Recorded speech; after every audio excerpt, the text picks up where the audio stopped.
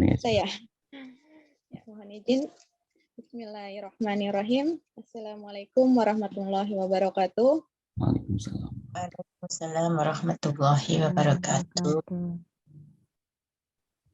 Kita panjatkan puji syukur kehadirat Allah Subhanahu wa taala atas berkat rahmat dan imannya juga yang masih diberikan pada kita semua. Kita bisa berkumpul dalam majelis ilmu pada pagi hari ini di Indonesia ya, kalau di Jepang untuk siang hari ini. Tak lupa juga salawat serta salam kita haturkan untuk Nabi kita, Nabi Muhammad SAW, yang selalu kita nantikan syafaatnya di yaumul akhir nanti. Yang ketiga juga kami sampaikan terima kasih kepada teman-teman, rekan-rekan jamaah sekalian, Bapak, Ibu, saudara-saudara yang bisa hadir di majelis ilmu kali ini, yang insya Allah sama-sama kita menimba ilmu. Dan juga sebelum memulai acara, perkenankan saya untuk memperkenalkan diri saya. Salam kenal, nama saya Yeni, domisili saat ini di Kobe, Jepang. Sebelum masuk ke acara, saya akan membacakan sedikit runtutan acara yang hari ini akan kita jalani bersama ya. Yang pertama itu pembukaan, yang kedua ada tilawah nanti yang akan dibacakan oleh Mbak Maulinda. Yang ketiga ada sepatah kata dari Mbak Aci selaku Ketua Pengajian Aisyah Wal Asri dari Prim Kansai. Yang keempat ada perkenalan sponsor untuk hadiah protein di pengajian kali ini ya, dari kader teman kami dari Prim Kansai, dari Hitomi Sensei insya Allah. Dan yang kelima ada pemaparan materi langsung dari Mbak Oti ya, dari Universitas Muhammadiyah Pontianak. Yang keenam nanti kita bisa berdiskusi bersama, tanya jawab, sharing bersama seperti itu ya.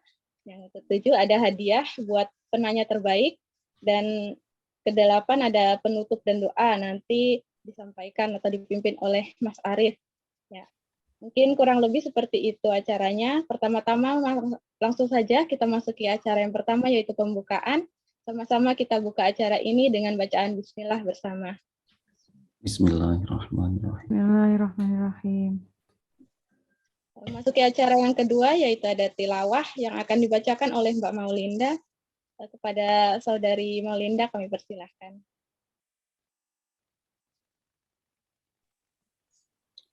Assalamualaikum warahmatullahi wabarakatuh. Waalaikumsalam. Waalaikumsalam warahmatullahi wabarakatuh.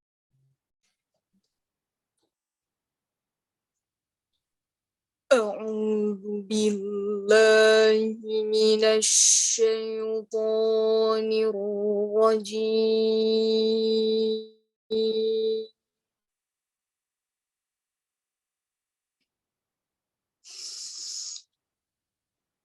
Bismillahirrahmanirrahim.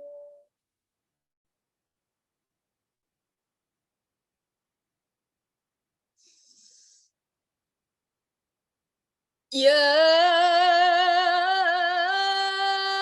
ayyuhalladzina amanu taqullaha haqqa tuqatih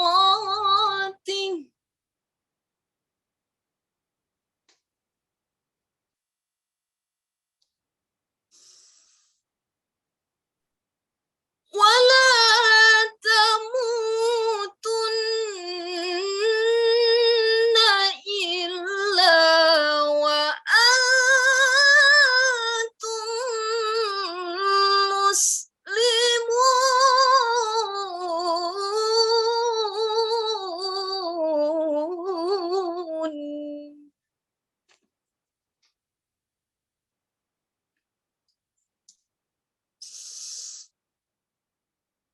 Wa'tasimu bihablillahi jami'an wa la tafarraqu.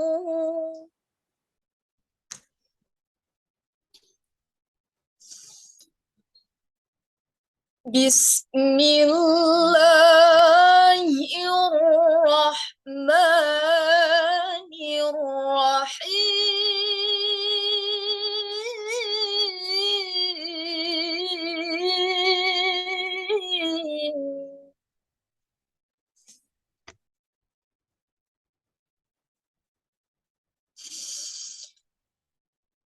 يا أيها الذين آمنوا اتقوا الله حق تقاته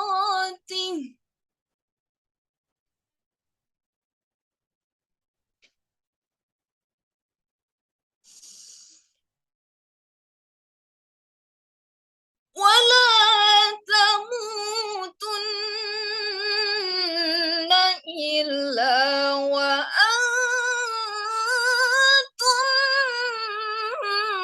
مسلمون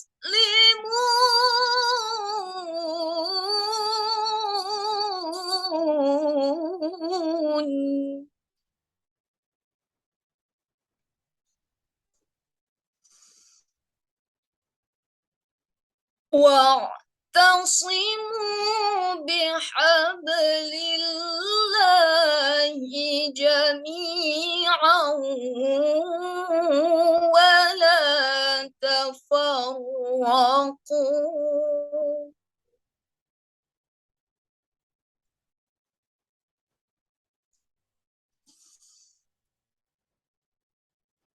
واذكروا نعمة الله عليكم إذ كنتم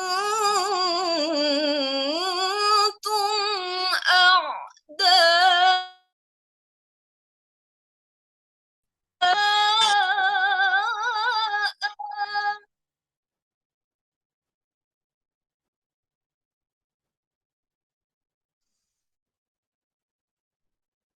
فألف بين قلوبكم فأصبحتم بنعمته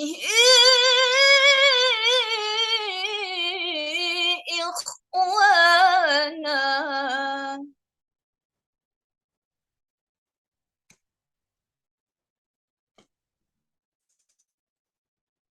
وكنتم على شفا حفرة من النار فأنقذكم منها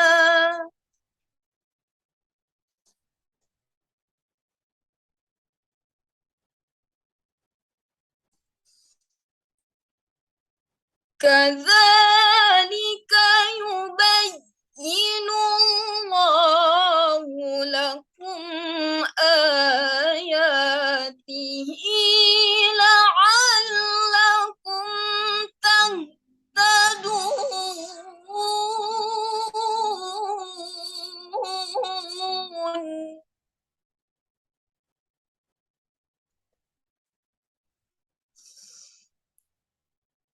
كذلك يبين الله لكم آياته لعلكم تهتدون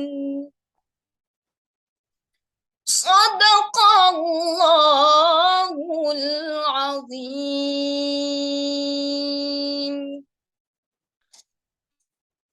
Wassalamualaikum warahmatullahi wabarakatuh. Waalaikumsalam warahmatullahi wabarakatuh. Masya Allah. Terima kasih kepada Mbak Maulinda, Masya Allah merdu sekali ya. Semoga kita semua yang mendengarkan juga mendapatkan keberkahan dari bacaan ayat tadi. Ya, beranjak ke acara selanjutnya, yaitu ada sepatah kata dari Mbak Aci selaku Ketua Pengajian Aisyah wal Asri. Kepada Mbak Aci kami persilahkan. Assalamualaikum warahmatullahi wabarakatuh. A'udzubillahi minasyaitonirrajim. Bismillahirrahmanirrahim. Asyhadu an la ilaha illallah wa asyhadu anna Muhammadar Rasulullah. Allahumma shalli ala Muhammad wa ala ali Muhammad. Alhamdulillahirabbil alamin, atas kemurahan dan rahmat Allah Subhanahu wa taala. Ya, meskipun dengan segala keterbatasan dan acara dadakan yang ya seperti biasanya. Tapi ya alhamdulillah sekali bahwa Allah tetap memberikan kemudahan untuk terlaksananya hajat kita kali ini. Dan mohon maaf sekali untuk hari ini sepertinya banyak yang belum bisa bergabung. Padahal kalau di daerah sekitar saya ini ada lumayan banyak juga ya calon ibu, kemudian atau ibu-ibu baru yang benar-benar putra-putrinya itu baru berumur 2-3 bulan seperti itu, yang mungkin sebenarnya pemaparan kali ini akan sangat berguna, tapi sepertinya belum bisa bergabung. Semoga saja nanti setelah ada keluangan waktu bisa bergabung dan kita. Ya, dan saya juga bermaksud mengatakan terima kasih sekali untuk semua pihak yang telah mendukung dan meluangkan waktunya untuk terselenggaranya acara kali ini. Sebenarnya tidak terlalu banyak yang bisa saya sampaikan. Ya, bahwa saya diamanahi untuk mengkoordinir rekan-rekan di pengajian Aisyah wal Asri ini, meskipun saya pribadi itu ya kurang sekali ilmu dalam masalah agama, tapi mohon bimbingannya, semoga saja saya bisa memenuhi amanah tersebut. Dan sekali lagi terima kasih untuk dukungan dan partisipasinya kali ini. Segitu saja dari saya rasa sudah cukup, dan mohon kepada Mbak Yeni untuk melanjutkan acaranya, dan juga untuk kepada Mbak Oti yang menjadi narasumber kita kali ini. Fastabiqul khairat, nasru minallahi wa fatkum qarib wa basyiril mu'minin. Wassalamualaikum warahmatullahi wabarakatuh. Berlanjut ke acara inti, yaitu dengan kita hari ini, ada peran ayah ASI dalam menciptakan generasi yang sehat dan berkualitas, yang nanti akan disampaikan oleh dari Universitas Muhammadiyah Pontianak selaku dosen Prodi Kesehatan Masyarakat. Ya. Langsung saja ya, waktu dan tempatnya kami kasih. Baik. Bismillahirrahmanirrahim. Assalamualaikum warahmatullahi wabarakatuh. Assalamualaikum warahmatullahi wabarakatuh. Ini masih pagi ya? Berarti ohayo gozaimasu. Ohayo gozaimasu. Baru mengingat lagi kata-kata itu setelah sekian purnama. Yang pertama mungkin saya ucapkan terima kasih dulu kepada Ibu Aji selaku pimpinan pengajian Aisyah wal Asri Kansai Jepang, dan juga pimpinan Ranting Istimewa Muhammadiyah Kansai Jepang, Mas Arif. Kemudian Mbak Yeni, terima kasih sudah membantu untuk memandu di acara ini. Dan ini merupakan, dan semua warga Muslim yang ada di Kansai Jepang. Alhamdulillah beralamin, ini merupakan suatu kehormatan untuk saya dan kebanggaan untuk saya untuk bisa hadir di sini untuk sharing tentang kesehatan, sedikit saja tentang ASI dan bagaimana peran ayah ASI, yang kemarin kita sudah sedikit membahas tentang apa sih ayah ASI itu. Nah, seperti itu. Jadi mungkin saya langsung aja ya. Mudah-mudahan di sini ada banyak ayah atau calon ayah yang mungkin menjadi tambahan pengetahuan ya, tambahan literasi tentang pentingnya peran ayah ASI. Oke, saya kecilkan dulu ini. Peran ayah ASI dalam menciptakan generasi yang sehat dan berkualitas. Oke, nah kalau dari lihat gambarnya, kenapa sih harus kenapa harus ayah ASI gitu? Dan nggak gini juga kali ya, maksudnya nggak juga ayahnya itu harus menyusui yang seperti ini gitu kan. Tapi kenapa harus ayah ASI? Apa sih yang dikatakan ayah ASI itu? Sebenarnya ayah ASI itu adalah bentuk dari dukungan ketika kita melihat dari perilaku yang gagal dalam pemberian ASI eksklusif. Kenapa harus ASI eksklusif? Itu karena kita melihatnya ada satu periode emas yang kita namakan 1000 hari pertama kelahiran atau kehidupan dari seorang bayi. Sorry. Jadi ternyata masalah gizi itu sebenarnya bukan masalah murni faktor genetik ya, tapi artinya proses tumbuh kembang itu justru kadang yang kita hadapi mulai dari pola asah, asih, dan asuh. Nah, termasuk ketika kita membahas tentang peran dari ayah, peran dari keluarga terdekat, dari seorang ibu, itu merupakan bagian dari proses tumbuh kembang bayi balita kita. Nah, apa sih 100 hari kehidupan itu atau kelahiran ya 1000 hari, 1000 HPK istilahnya kalau di dalam bidang kesehatan. Itu merupakan masa sejak anak dalam kandungan, ngitungnya mulai dari dari dalam kandungan hingga seorang anak itu usia 2 tahun. Kalau kita ngelihat di gambarnya ini kita bisa melihat jelas ya bahwa ternyata kan 1000 hari kehidupan ini mulai dari 280 hari kehamilan, kemudian dilanjutkan 0 sampai 6 bulan, lanjut lagi sampai usia setelah 6 bulan dia mulai dikenalkan dengan MPASI, sehingga ada tambahan-tambahan nutrisi, gizi untuk balita kita. Kemudian sampai pada kita bisa melihat tumbuhan itu seiring dengan perkembangan mulai dari usia 8 sampai 12 bulan. Sampai pada akhirnya kita bisa melihat juga perkembangannya setelah kita memberikan nutrisi dan lain sebagainya sampai anak kita usia 24 bulan atau 2 tahun ya, total jadi 1000 hari. Jadi masa emas ini, periode emas ini perlu banyak dukungan. Perlu banyak dukungan. Memang sedikit berbeda ya kalau kita melihat dari latar belakang nanti kalau misalkan dilihat dari jurnal-jurnal penelitian, memang sedikit berbeda latar belakangnya dengan yang ada di Jepang.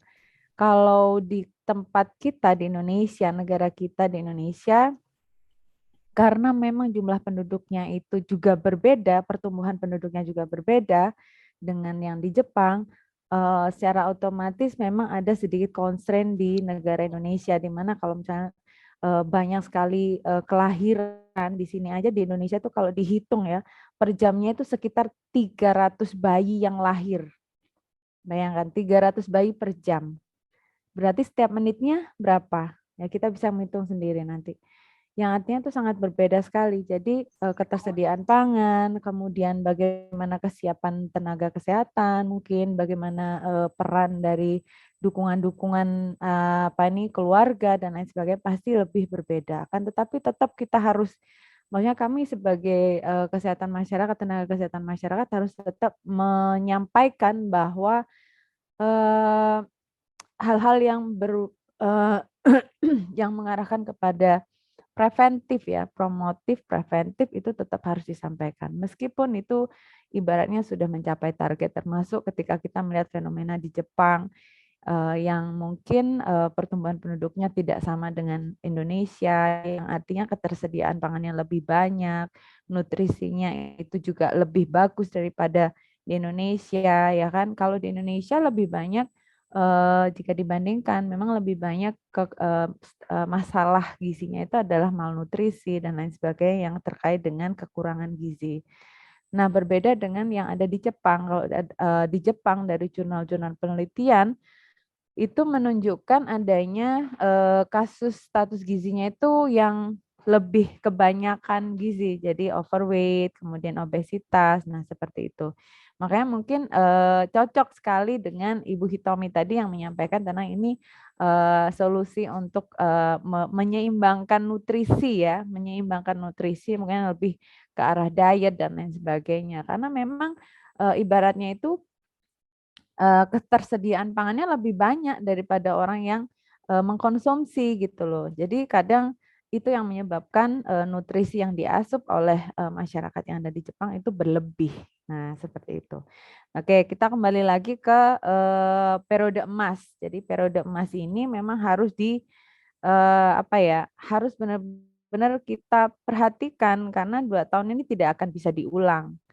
Jadi harapannya adalah ketika perilaku apa ini hal-hal termasuk diantaranya perilaku menyusui secara eksklusif ini harus berhasil. Nah, caranya seperti apa periode emas ini bisa semuanya bisa terlaksana? Karena periode emas ini kan tidak hanya pada saat ketika menyusui saja, tapi ternyata mulai dari kehamilan sampai usia ASI eksklusif, sampai kemudian usia apa ini MPASI, pertumbuhan perkembangan sampai anak itu usia 2 tahun. Nah, ini harapannya adalah ayah itu ikut dalam proses apa ini perawatan ya, pola asa ASI asuh. Itu semuanya harus ikut gitu. Karena kan bikinnya aja sama-sama, masa iya ngasuhnya nggak sama-sama kan gitu ibaratnya. Dan itu kadang terabaikan ketika ayah itu beraktivitas gitu. Tapi saya rasa saya yakin sih kalau misalkan di Jepang, karena kalau melihat dari fenomenanya atau apa ya trennya, kalau misalnya kalau Indonesia yang ada di negara apa ini asing gitu ya, biasanya memang keluarga inti saja yang berperan memang dan itu harus dipertahankan.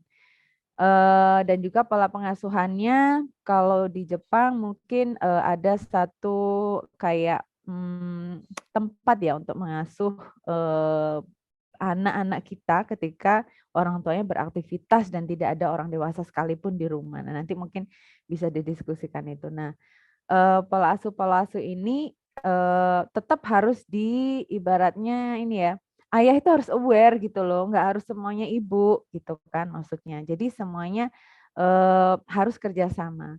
Apa aja sih yang harus dilakukan oleh ayah? Yang pertama ini harus mengetahui ini ternyata ada periode emas namanya di 1000 HPK.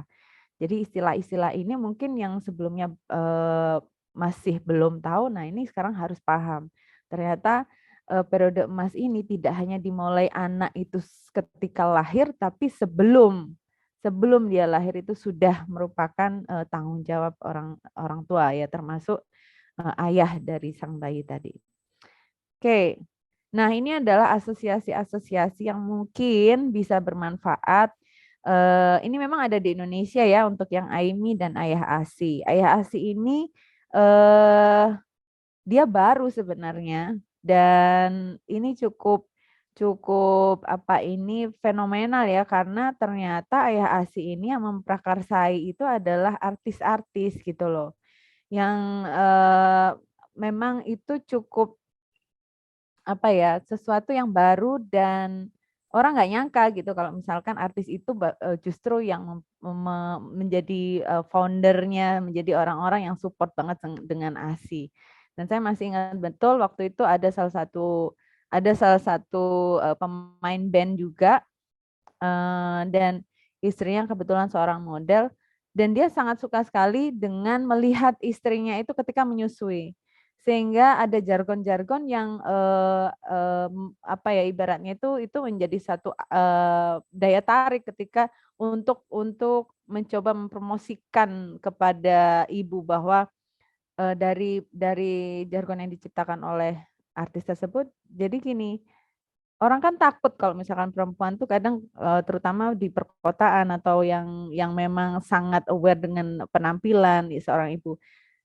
Dia takut bentuknya berubah dan lain sebagainya. Tapi dengan jargon itu justru itu bisa merubah mindset seorang ibu yang malas untuk memberikan ASInya kepada bayi.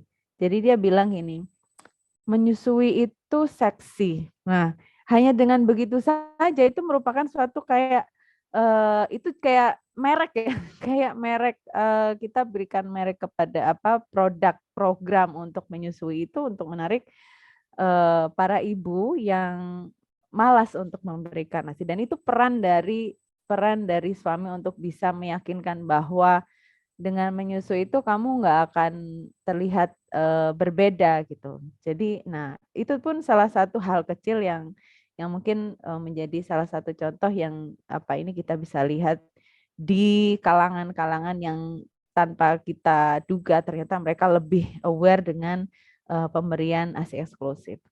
Nah, oke kita kembali lagi ke sini. Ini di Indonesia.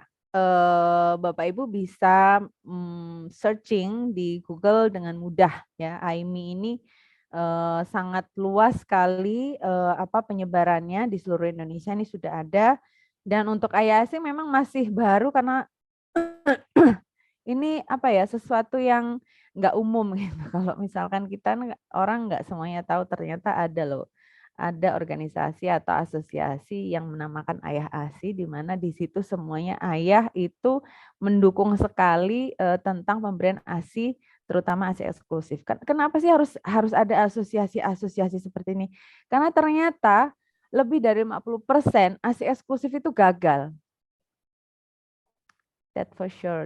Jadi memang dan kegagalan itu bukan dari siapa-siapa, bukan karena apa-apa, karena tidak adanya support system dalam keluarga. Karena dianggap bahwa sudah ada pengganti-pengganti yang lebih mudah dan dirasa bisa mengcover atau mengganti nutrisi yang ada di dalam ASI.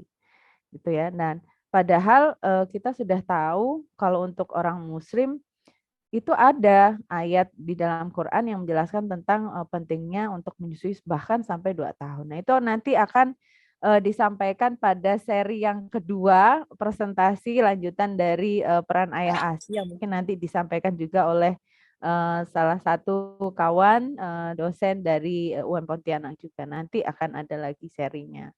Nah, kemudian di sini ada International Board Certified Lactation Consultant. Jadi ini semacam konselor laktasi kalau di Indonesia. Nah, hanya kalau misalkan di IBCLC ini dia internasional punya gitu dan sertifikasinya memang sertifikasi internasional. Dan ini juga sudah ada linknya ya Bapak Ibu tinggal ini aja searching International Board Certified Lactation Consultant ini, dia bisa langsung diarahkan ke konselor-konselor yang ada di sana. Dan memang ini sangat membantu sekali. Hanya saja waktu pas apa ini saya pernah mengenal ini dan waktu itu saya melahirkan di sini. Ini letaknya jauh, jadi saya nggak bisa kontak dan saya rasa mungkin saya akan menggunakan menyimpan ASI dan lain sebagainya dengan peralatan yang seadanya gitu. Oke, sekarang ini setelah kita tahu bahwa ternyata ada ayah ASI, nah ini orang-orangnya nih, pendiri-pendirinya. Ini kan berarti orang-orangnya itu sebenarnya orang-orang yang cukup terkenal gitu loh. Maksudnya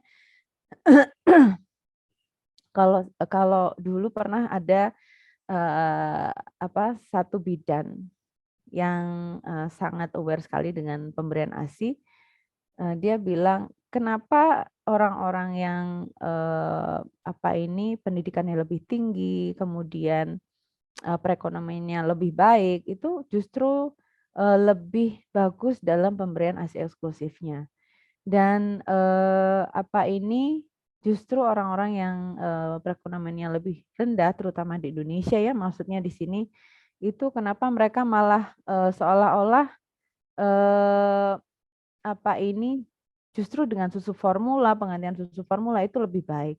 Ya karena memang mereka akses untuk kalau di sini ya akses untuk informasi itu sangat rendah gitu. Di sini masih banyak sekali masyarakat-masyarakat yang memang masih belum terliterasi dengan pentingnya ASI, terutama ASI eksklusif. Nah, kalau Bapak Ibu yang di sini saya rasa sudah nggak ada kesulitan karena kalau di Jepang mungkin ya ya karena apa ini dari pola pengasuhannya juga sudah bagus ya.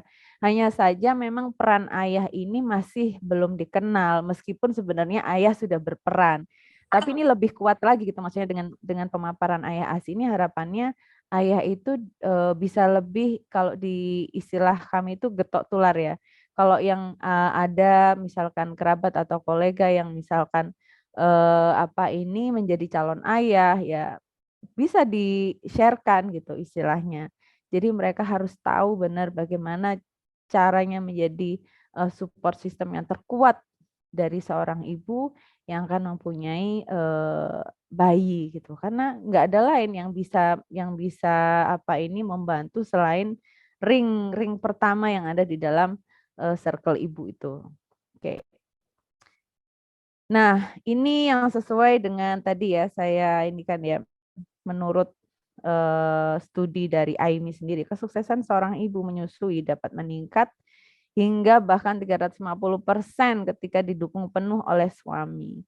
Nah, ini lagi masalah yang ada di Indonesia, mudah-mudahan tidak ada masalah, maksudnya tidak terjadi hal yang sama di Kansai Jepang atau di sekitarnya yang dialami mungkin apa ini oleh teman-teman muslim di sana. Karena ternyata kadang kalau di sini tuh kan apa ini fenomena ya trennya itu kalau misalkan apalagi kalau yang anak pertama, cucu pertama itu pasti nenek berperan banget gitu. Nenek itu entah dari ibu sang bayi ataupun ibu mertua. Karena merasa bahwa anak pertama itu tidak berpengalaman dan harus banyak apa ini paparan yang sudah pernah dilakukan ibu mertuanya tadi sehingga apa yang diketahui oleh ibu mertua ataupun ibu itu sendiri ya itu dipaparkan termasuk misalnya eh kalau di sini sih ya kalau di sini misalnya anak itu nggak akan cukup dengan ASI misalnya ASI itu keluarnya sedikit sehingga harus dibelikan susu formula biar kenyang. Padahal Allah itu kan sudah cukup cukup bagus gitu loh. Maksudnya itu hanya bagaimana kita bisa berpikir aja gimana caranya supaya ASI itu bisa keluar. ASI itu nggak akan kurang, ASI itu sudah sesuai dengan yang dikasih sama Allah gitu. Hanya saja kita memang butuh strategi. Nah, itu pun ayah harus tahu karena nggak itu bukan bukan hanya tugasnya seorang ibu bayi gitu loh. Karena ayah yang bisa membantu ibu agar ASI-nya bisa tetap lancar. Bagaimana ASI bisa tetap lancar itu pun juga ada strategi-strategi yang kita harus tahu dan ayah juga harus tahu. Nah, seperti apa? Nah, kita mungkin harus tahu dulu. Dalam pemberian ASI eksklusif itu adalah bagian dari yang 1000 HPK tadi. ASI eksklusif itu apa? ASI eksklusif ini berdasarkan PP nomor 33 kalau di Indonesia ya. Tentang pemberian ASI eksklusif ini tahun 2012 dikeluarkan bahwa air susu ibu yang selanjutnya disingkat dengan ASI adalah cairan hasil sekresi kelenjar payudara. Kemudian air susu ibu secara eksklusif yang selanjutnya disebut ASI eksklusif adalah ASI yang diberikan kepada bayi sejak dilahirkan selama 6 bulan tanpa menambah dan atau mengganti dengan makanan atau minuman sekalipun madu ataupun air putih. Dame ya. Kalau bahasa Jepangnya apa ya yang sopan ya, saya nggak tahu. Nah itu. Jadi kalau misalkan memang ada satu kebiasaan-kebiasaan dari orang tua yang ditularkan ke ibu, ya ayah harus bisa mengerti tentang pengertian ini. Ayah harus benar-benar bisa memberi pagar bahwa oh ternyata ASI eksklusif itu penting loh dan ASI eksklusif itu sudah jelas tidak boleh menambahkan apapun makanan apapun bentuknya ataupun cairan apapun bentuknya selain ASI saja sampai sampai bayi usia 6 bulan. Kenapa? Karena ayah harus tahu bahwa ternyata ASI eksklusif itu menambah imunitas, menambah kecerdasan, ya kan? Bisa menambah nutrisi, dan semua yang dibutuhkan oleh bayi usia 0 sampai 6 bulan. Jadi nggak perlu ada tambahan. Kalau misalkan memang dirasa yang selama ini terjadi tuh ibu maupun semua orang yang di sekitarnya tuh merasa bahwa ASI-nya kurang. Kenapa kurang? Karena tidak dikeluarkan. ASI itu seperti kayak gudang. Jadi kalau misalnya kita punya suatu perusahaan nih, perusahaan itu kan ada departemen produksi, ada departemen pemasaran, divisi ya. Semua bekerja sesuai dengan job desk mereka. Nah, kalau di dalam gudang barang yang diproduksi itu belum bisa dipasarkan oleh bagian promosi atau bagian pemasaran, produksi nggak akan memproduksi barang tersebut. Dia akan menunggu itu keluar dulu, baru dia setelah mengetahui kalau barang yang ada di gudang itu habis, dia akan baru memproduksi. Dan itu sama dengan ASI. ASI itu harus dikeluarkan dulu, baru dia memproduksi. Otak akan langsung membaca bahwa yang ada di dalam payudara ibu itu sudah habis ASI-nya. Jadi harus segera diproduksi. Makanya gimana caranya mengeluarkan ASI? Ya dikeluarkan, ya disusukan, atau kalau enggak diperah, disimpan. Nah seperti itu yang kadang tradisi itu tidak sampai ke sana, karena tradisi menganggap bahwa ketika ASI tidak keluar itu berarti ASI-nya sedikit dan harus ditambah dengan asupan yang lain untuk bisa menambah kenyang, untuk bisa menambah nutrisi yang dirasa kurang dari ASI. Padahal Allah itu sudah sedemikian rupa menciptakan ASI itu untuk menjadi yang terbaik, tidak ada yang bisa menggantikan. Sehingga itu ayah harus tahu, ya. Nah, ini yang pemrakarsa ayah ASI ya, Ernest Prakasa. Dia adalah stand up comedian dan dia co-founder dari Ayah ASI, dan ini linknya Bapak-bapak mungkin kalau misalnya pengen ya kepoin tentang apa sih Ayah ASI itu dan apa program Ayah ASI, atau mungkin hal-hal yang mungkin bisa menambah pengetahuan dan juga bisa nanti menjadi suatu referensi dalam menyampaikan kepada kolega atau kerabat atau saudara yang menjadi calon ayah, ya, ini akan sangat bermanfaat. Nah, untuk bisa menjadi ayah ASI yang pertama kali harus diapain? Dia harus bisa mendukung pelaksanaan antenatal care namanya. Ya. Antenatal care itu sebenarnya intinya adalah pemeriksaan selama kehamilan. Semua hal yang dirasa dibutuhkan, yang dirasa dibutuhkan di dalam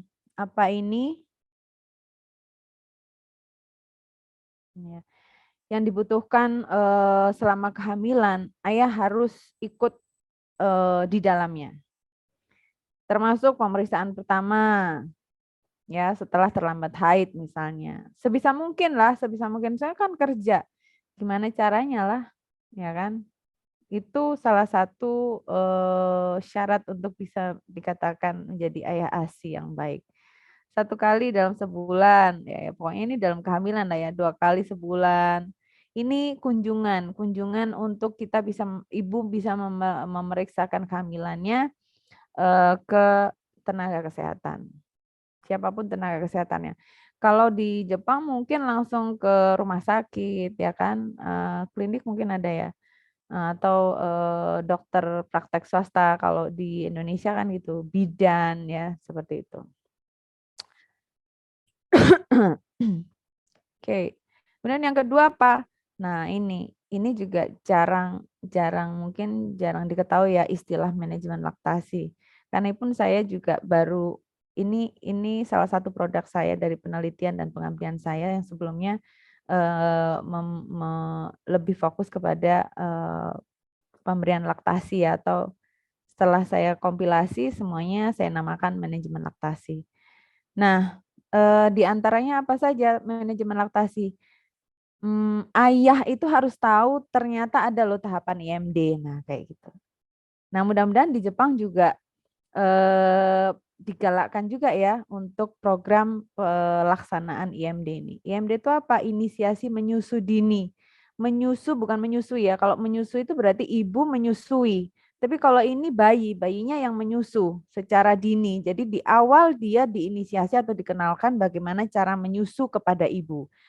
Nah, caranya gimana? Setelah lahir, bayi itu diletakkan di dada ibu. Dada ibu telanjang ya. Ya, kemudian baru ditutupi dengan selimut, dibiarkan sekitar 20 sampai kadang bisa sampai lebih dari 30 menit ya. Hampir 1 jam kadang ada. Cuman memang harus dikondisikan bahwa ibu dan bayi tidak kedinginan ya.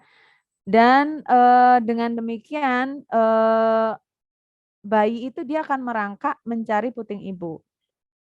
Dengan cara mencari puting ibu sehingga dia menemukan sendiri, ini akan merangsang otak si bayi untuk bisa mengerti caranya menyusu dengan baik ya, termasuk perlekatan, termasuk pertama kali bonding dengan ibu atau keterikatan dengan ibu, bukan James Bond ya, tapi bonding dengan ibu sehingga dia lebih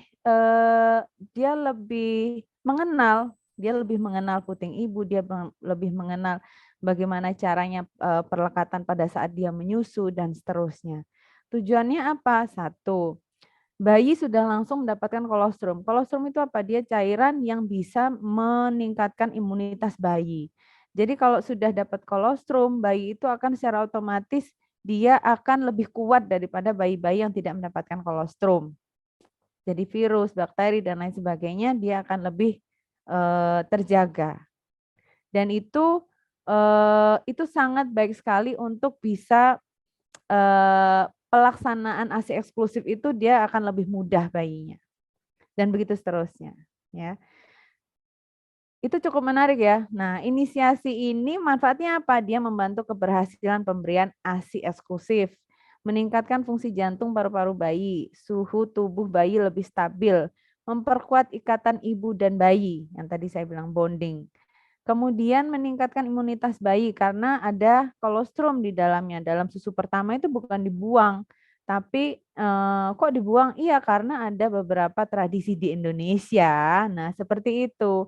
Nah, takutnya kalau misalnya memang ada peran serta dari orang lain selain ayah, selain dari keluarga inti, itu ayah harus bisa berperan. Perannya gimana? Gimana caranya supaya tradisi-tradisi yang kurang sesuai itu harus bisa diluruskan lagi gitu ya. Jadi harus bisa menjadi tameng atau perisai untuk bayi tetap bisa mendapatkan ASI eksklusif. Meningkatkan oksitosin. Oksitosin itu hormon kegembiraan ya. Sehingga mempengaruhi produksi ASI. Ibu tuh nggak boleh sedih pada saat masa-masa ya 0 sampai 6 bulan itu cukup membuat ibu stres kadang ya, karena yang ASI-nya nggak keluar lah dan lain sebagainya dengan berbagai macam alasan dan berbagai macam masukan yang mungkin bisa membuat ibu lebih down lagi, lebih sedih lagi. Nah, seperti itu. Nah, dengan IMD ini meningkatkan oksitosin, hormon ini yang bisa mempengaruhi produksi ASI karena ibu lebih bahagia. Kemudian membantu kontraksi rahim sehingga mengurangi risiko pendarahan. Nah, itu ya. Kemudian apalagi setelah IMD, ternyata posisi menyusui yang benar itu pun juga harus diketahui oleh ayah, tidak hanya ibu. Jadi kalau misalkan ibu kurang nyaman, itu kenapa sih? Oh, karena kurang ini penyangga, jadi harus butuh bantal misalnya. Sekarang kan sudah ada bantal kayak yang bulat itu ya. Nah, itu boleh itu disediakan oleh ayah, dibelikan ibunya sehingga kemanapun atau di posisi manapun dia tetap bisa menyangga bayi ya, seperti ini posisi menyusui dengan bayi sedikit ini ya. Nah, seperti ini. Dan seterusnya, posisi-posisi pelekatan ini sangat menentukan bagaimana kelancaran kelancaran ASI. Karena kalau tidak akan menyebabkan beberapa hal seperti putingnya lecet, kemudian ASI-nya tidak keluar banyak dan bayinya akhirnya menjadi malas untuk menyusu. Nah, ini yang paling parah. Sehingga kalau sudah malas menyusu dan tidak secara continuously dia menyusu dengan baik, otomatis seperti tadi gudangnya nggak kosong sehingga otak tidak akan memproduksi ASI. Disitulah alasan kenapa ASInya sedikit. Karena posisinya salah.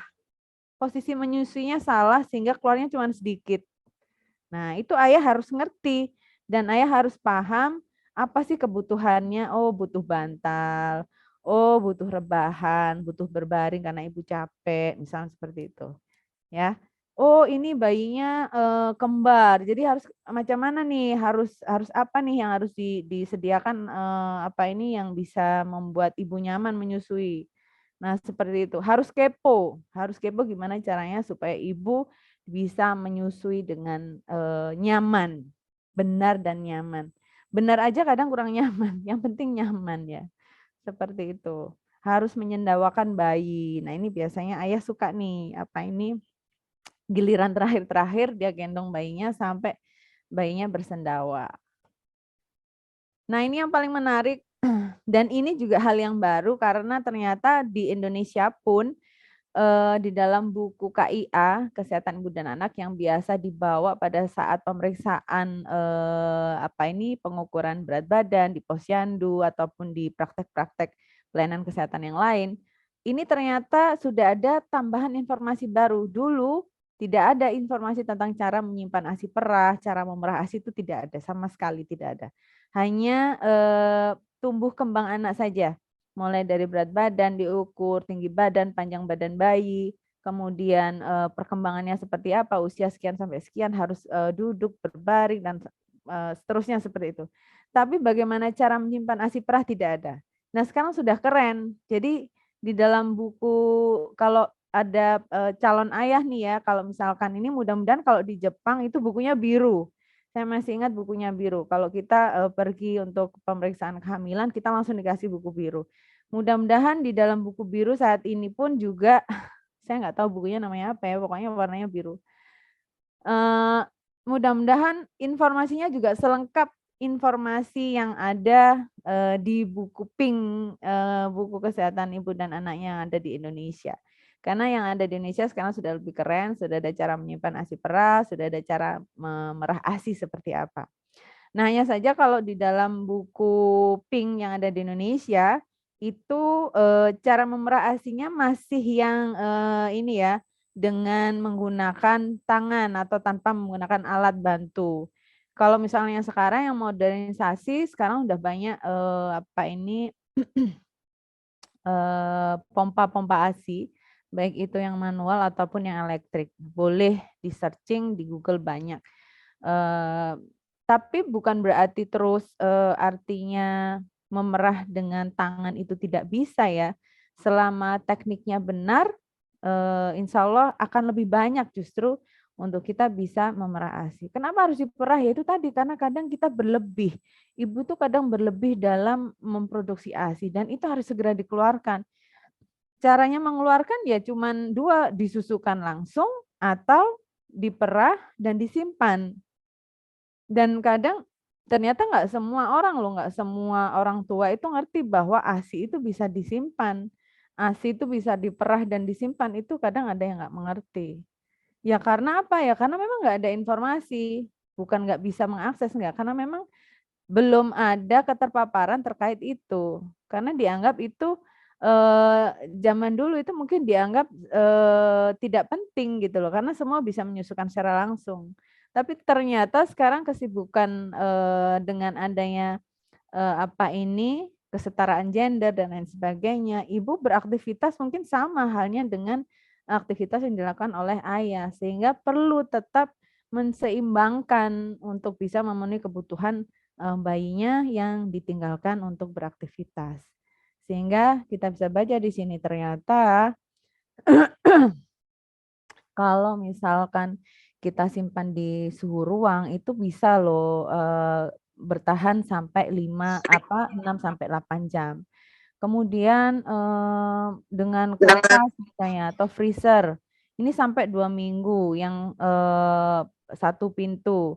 Freezer pada lemari 2 pintu bisa sampai 3 sampai 4 bulan. Ada bahkan referensi yang mengatakan ketika memang itu benar-benar tidak freezernya tidak buka tutup ya, maksudnya khusus, benar-benar khusus dengan penyimpanan suhu yang tepat itu bisa sampai 1 tahun. Bayangkan. Oke.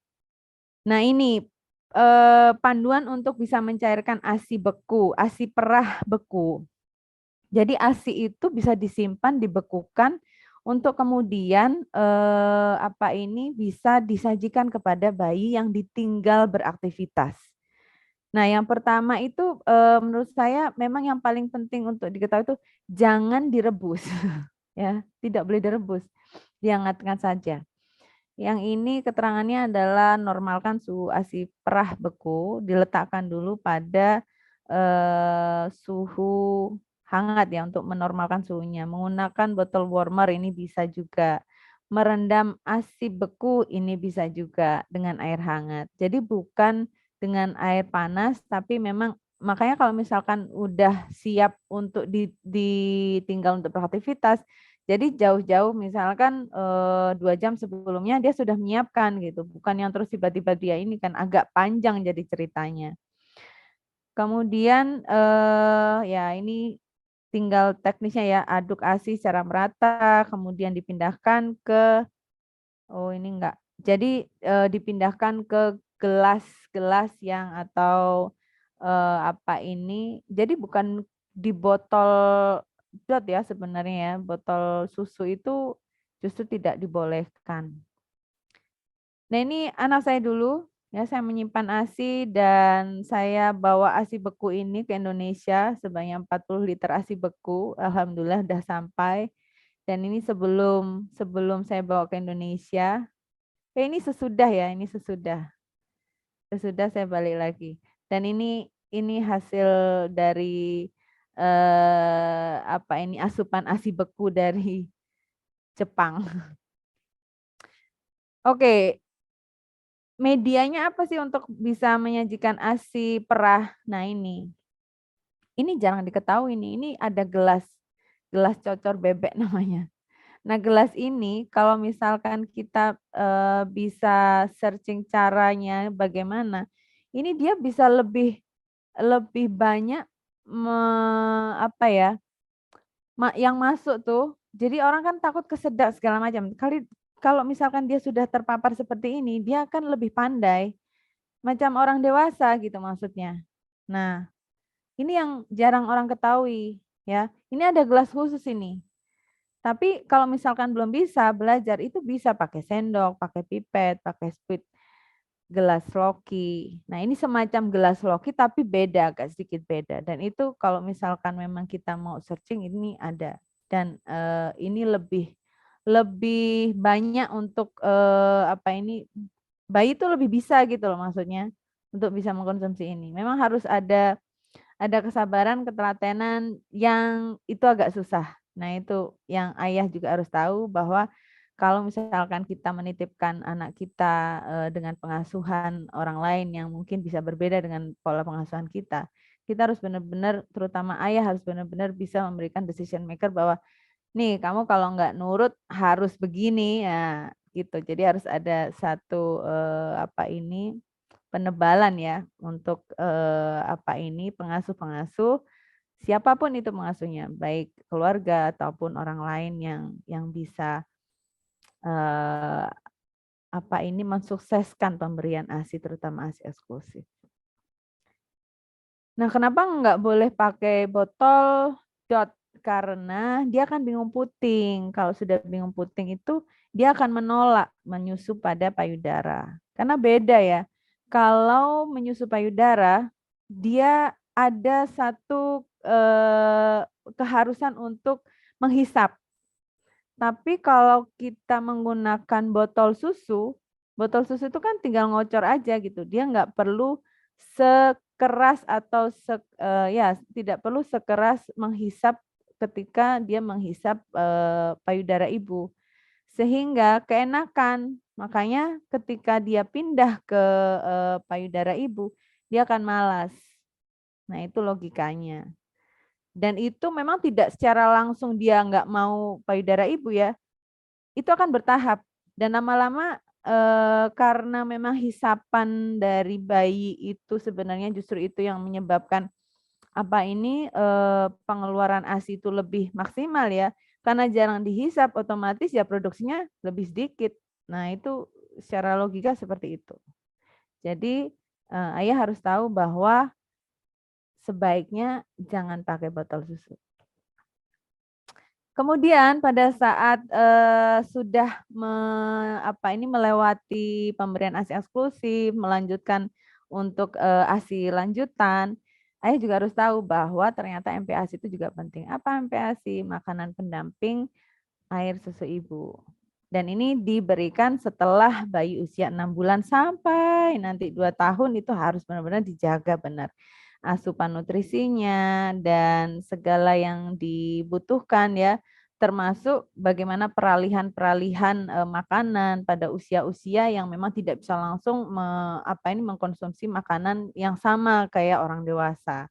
Dan itu memang harus ada satu support bahwa oke, yuk kita ke konselor misalkan, atau kalau enggak oke kita ke posyandu misalnya. Oke, kamu harus ke posyandu misalnya seperti itu. Harus didukung ibu itu untuk bisa berkonsultasi gimana caranya membuat menu sehat untuk bayinya dan seterusnya seperti itu. Well, not least, jadi ayah ASI itu ya ayah masa kini gitu. Pesannya adalah never stop learning because life never stop teaching. Saya rasa cukup sekian. Terima kasih. Assalamualaikum warahmatullahi wabarakatuh. Saya kembalikan ke MV.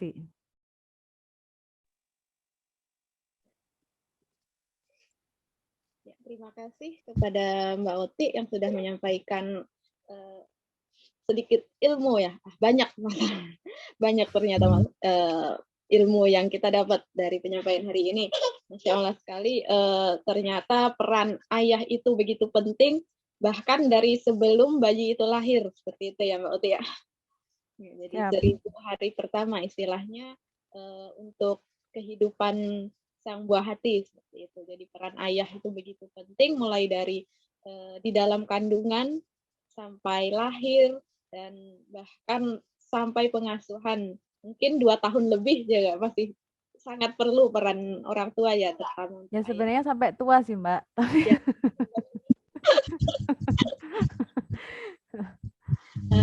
Ya kita melanjutkan ke acara selanjutnya. Di sini ada diskusi ya selanjutnya.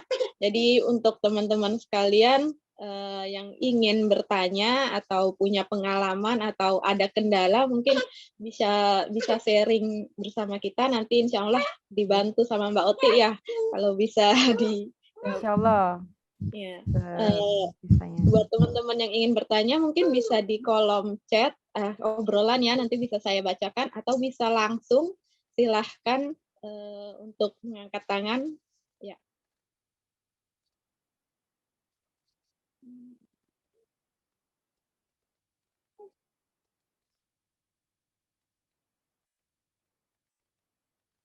Kalau Mbak Yeni sendiri sudah punya momongan belum? Atau masih single? Satu. Oh, satu. Umur 1 tahun 9 bulan kalau sekarang. Oh, masih ASI lah? Alhamdulillah masih ASI. Masih ASI. Campur nggak? Kadang-kadang campur kalau saat keluar rumah ya. Oh ya, tapi udah usia 1 bulan kan? Waktu usia 0 sampai 6 bulan eksklusif nggak? Alhamdulillah ASI sih. Soalnya kalau di Jepang sendiri kan banyak tempat-tempat yang menyediakan untuk ruang menyusui. Ruang laktasi kalau di sana. Laktasi, jadi tidak terlalu kesulitan. Apalagi kalau ke Jepang, memang di Jepang kan memang kalau keluar rumah atau istilahnya main gitu ya bisa jarak jauh. Jadi misalnya main ke kota sebelah itu pulangnya nggak mungkin sejam 2 jam dari saat keluar rumah ya. Jadi memang pasti bawa alat perang lah ya pokoknya. Iya. Dan itu kalau misalkan pergi sama suami memang harus ini ya. Oke, itu ada Mbak Aci. Oh iya, ada Mbak Aci. Iya, saya ini mau sharing pengalaman aja karena saya juga di sini ya. Yaitu dulu karena anak saya kan udah umur 21 tahun nih yang besar. Jadinya apa namanya? Ya Udah mau pengalaman. cari pasangan yang nanti harus menjadi ayah ASI gitu Mbak Aji. Ya. Ini apa namanya, jadi ilmu yang bagus sekali. Jadi ini bekal untuk jadi nenek sebentar lagi, insya Allah.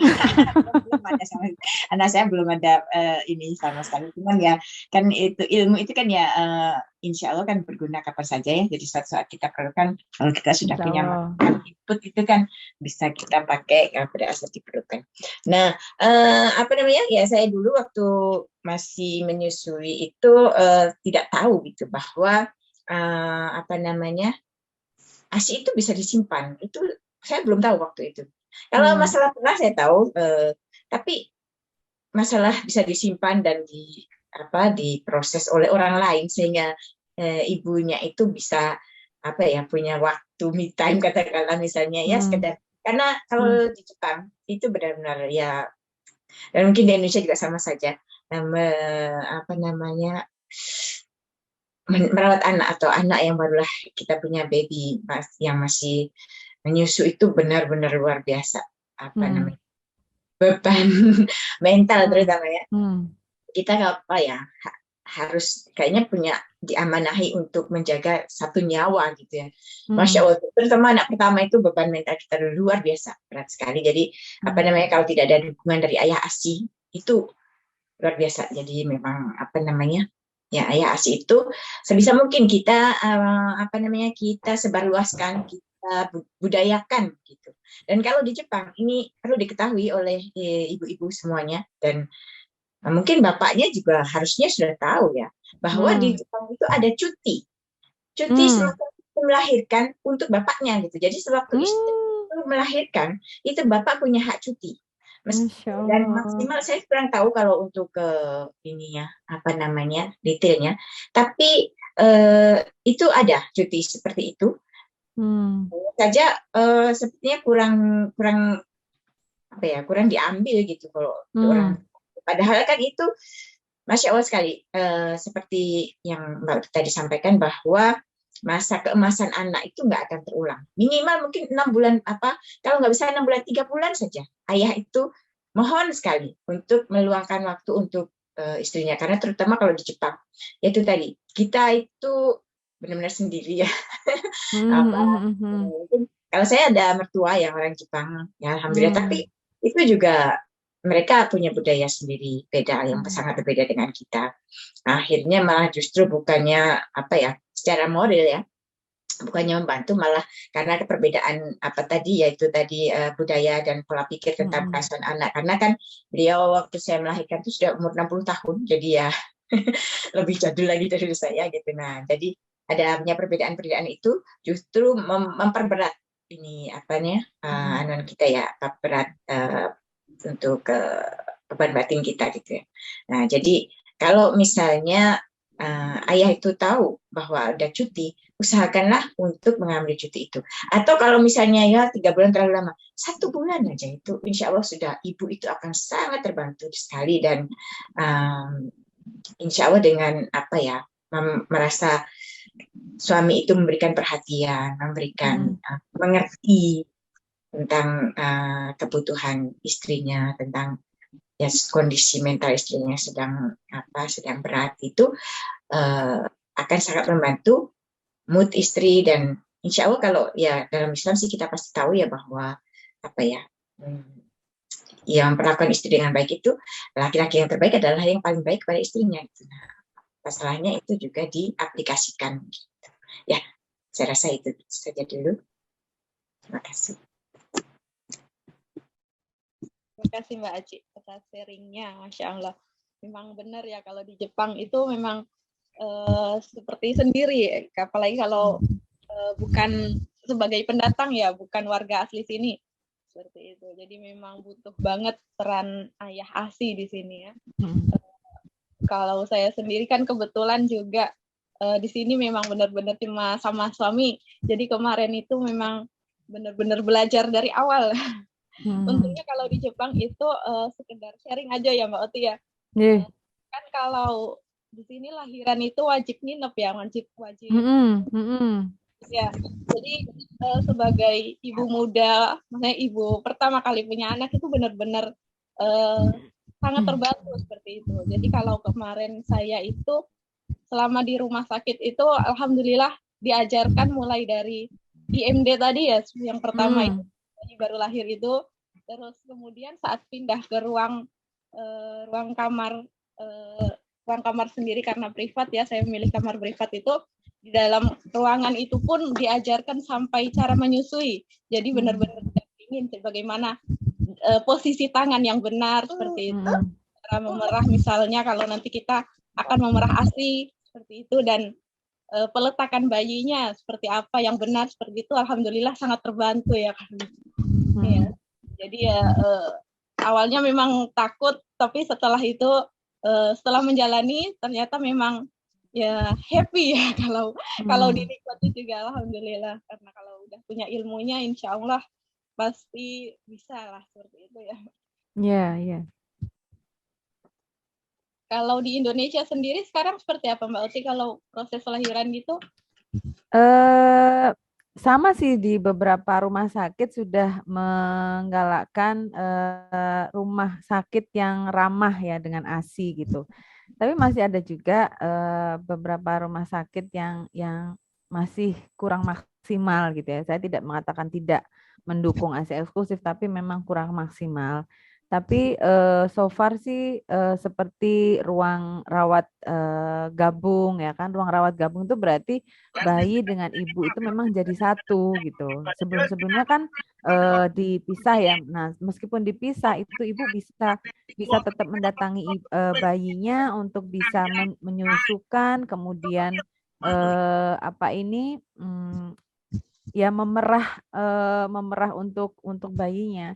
Jadi alhamdulillah sih saya juga setuju dengan yang disampaikan Mbak Aci, kemudian Mbak Eni ya kan. Intinya yang sudah dilakukan oleh tenaga kesehatan yang ada di rumah sakit maupun itu sebaiknya memang ayah juga harus mengetahui, karena apa, ketika sudah lepas dari rumah sakit kan mau nggak mau harus di rumah nih. Nah kalau sudah di rumah, bayi kalau nangis itu yang ditenangkan sebenarnya bukan bayinya, ibunya. Jangan sampai ibunya stres, karena kalau sudah stres baby blues, ibu tuh nggak akan bisa mengeluarkan ASI-nya dengan maksimal, dan itu parah sudah. Jadi itu ibarat tuh udah langsung mampet aja gitu maksudnya ASI tuh, karena kalau ibu stres tuh semua hormon berpengaruh gitu ya. Jadi harapannya memang ya support system dari suami itu memang diharapkan lebih dibandingkan dengan support dari yang lainnya gitu. Dan kebetulan saya juga punya pengalaman Mbak Yeni, kalau untuk anak kedua saya kan saya juga lahir di sana. Jadi saya bisa merasakan apa yang diceritakan oleh Mbak Yani dan Mbak Aci itu ya.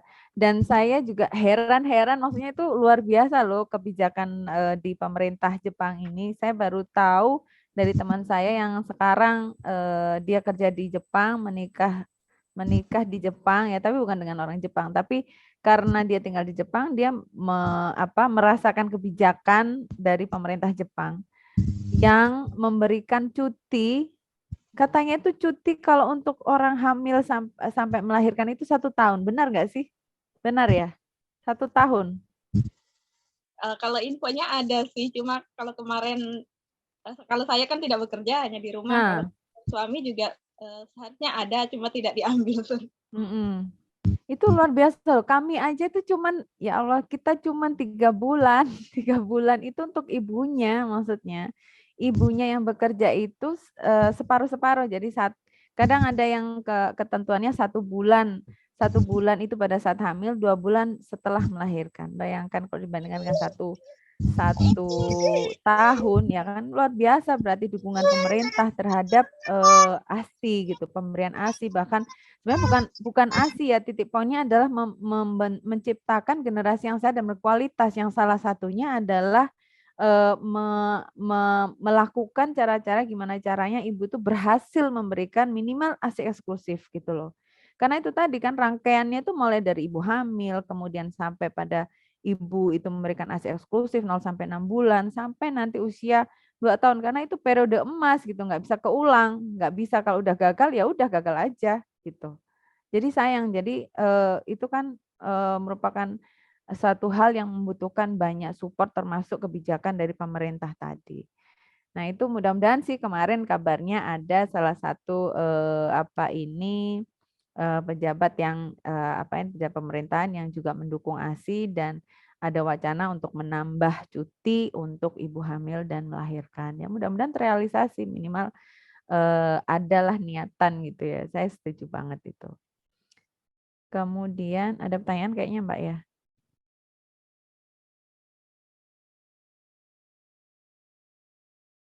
Mbak Aji, Ada pertanyaan lewat chat itu sepertinya, Mbak Yeni. Mbak Yeni. Di chat ada pertanyaan.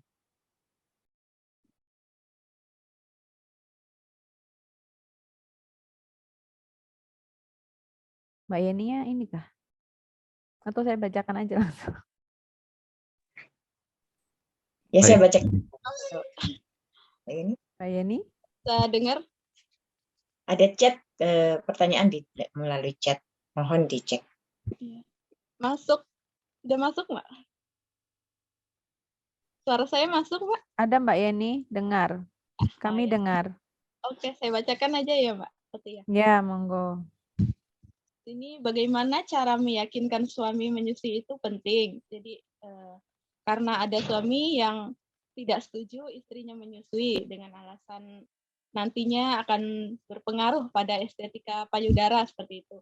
Mungkin seperti yang disampaikan tadi Mbak Uti sedikit ya, kalau setelah menyusui itu tubuh ibu akan sedikit berubah seperti itu. Mungkin ya. Bagaimana caranya biar suami itu bisa mendukung penuh seperti itu. Mbak Uti silahkan. Ya. Ya takutin aja mau dosa atau enggak. Kalau untuk suami Jepang itu nggak mempan itu, Ibu. Enggak mempan. Oh, berarti mungkin gini, mau pengen kayak artis enggak?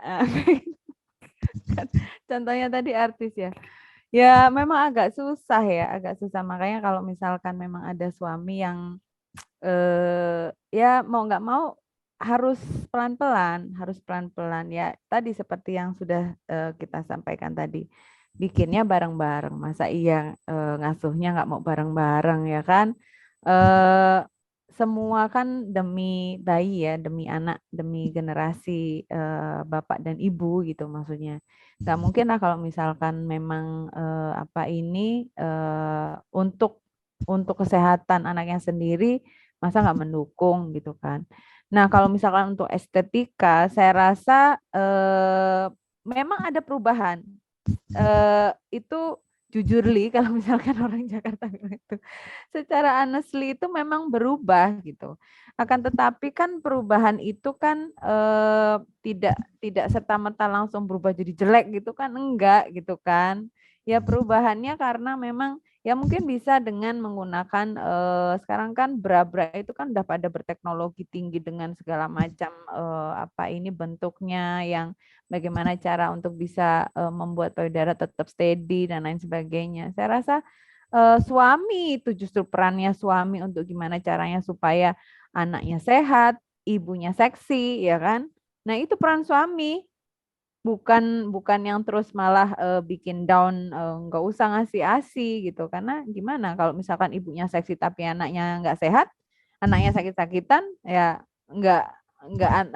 maksudnya aneh juga gitu kan. Buat apa ibu seksi tapi anaknya sakit-sakitan? Jadi memang itu butuh kesabaran dari istri ya, kesabaran dari istri untuk bisa berkomunikasi ya kan. Komunikasi itu penting. Saya rasa. Karena waktu itu pun saya juga mengenalkan hal yang sama, hal yang sangat baru pada bapaknya anak saya.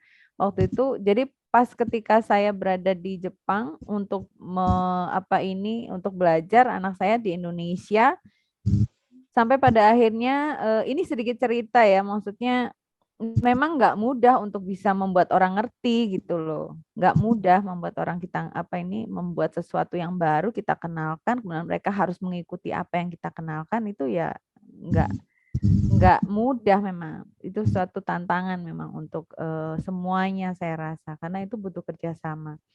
Jadi waktu itu kami sama-sama belajar. Kami sama-sama belajar.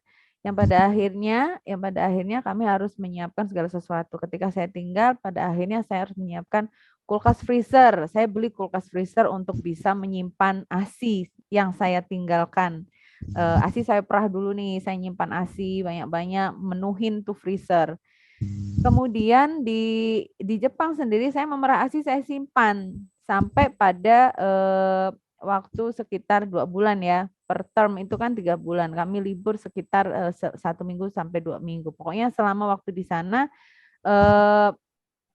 saya menyimpan ASI. Di Jepang saya menyimpan ASI, di Indonesia saya sudah stok ASI dan ternyata kurang. Dan itu disampaikan oleh Bapaknya Nana waktu itu, sehingga pada akhirnya kami berdiskusi dan memutuskan untuk mencari donor ASI waktu itu. Dan alhamdulillah ada salah satu teman Muslim yang anaknya juga sama-sama cowoknya, sehingga akhirnya kami memutuskan untuk mendapatkan donor ASI dari beliau. Dan alhamdulillah sampai sekarang bisa jadi keluarga baru, jadi anak saya punya ibu susu akhirnya.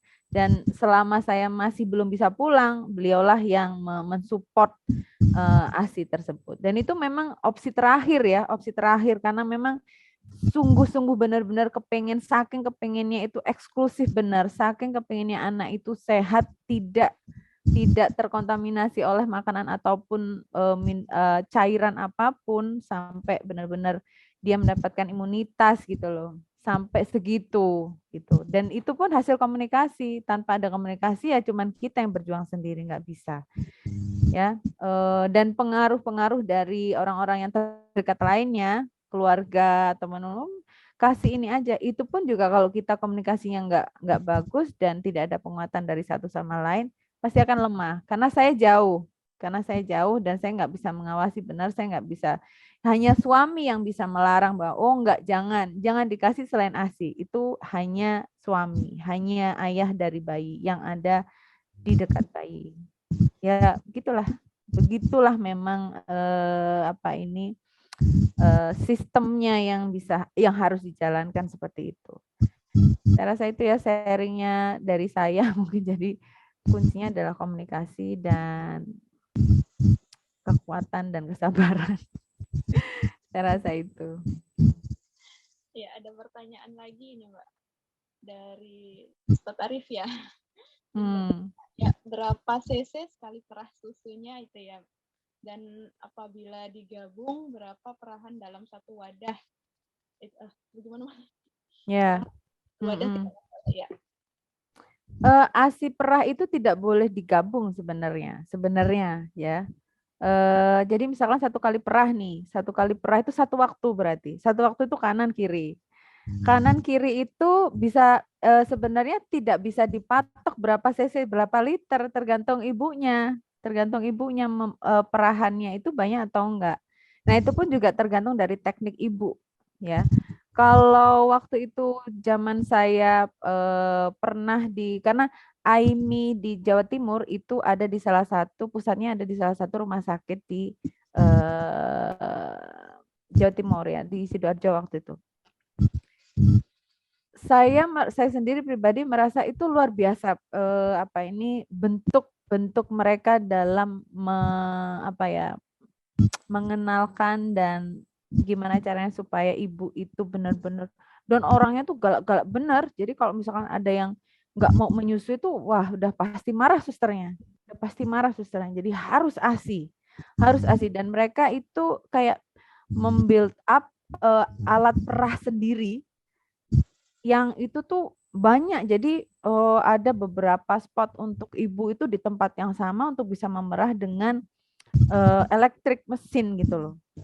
Jadi kalau misalnya pakai elektrik mesin itu, karena memang sedotannya luar biasa kuat, ya banyak. Dan ketika kita menghabiskan air susu yang ada dalam satu payudara, intinya menghabiskan dalam payudara itu, ibaratnya itu divisi produksi itu pasti langsung mengisi dengan cepat. dan pasti memenuhin, pasti penuh gudang itu. Ketika gudang kosong, ya barang itu kosong, pasti divisi produksi yang ada di otak itu pasti langsung memproduksi air susu ibu dengan sebanyak yang ruang itu cukup, gitu.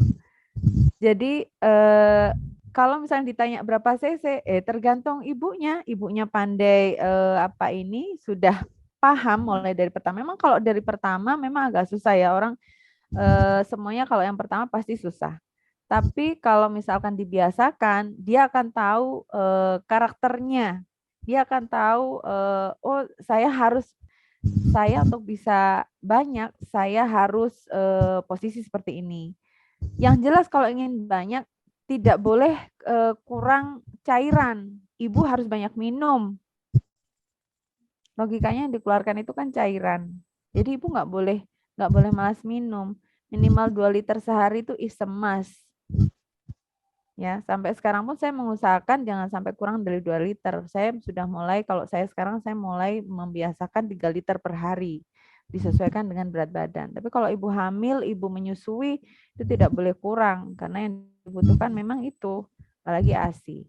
Dan teknik-teknik dalam memerah ASI itu ada banyak di dalam YouTube, ada di dalam kalau misalnya searching di Google atau search engine lainnya, saya rasa itu akan pasti muncul gimana caranya untuk bisa memerah ASI sehingga lebih banyak gitu ASInya.